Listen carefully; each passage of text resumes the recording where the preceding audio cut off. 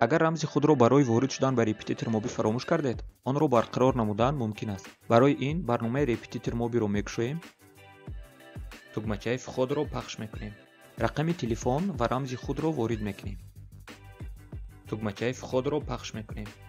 мебинем ки рамз хато аст ва мо ба барнома ворид шуда наметавонем. дар ин ҳолат тугмачаи забили паролеро пахш мекунем.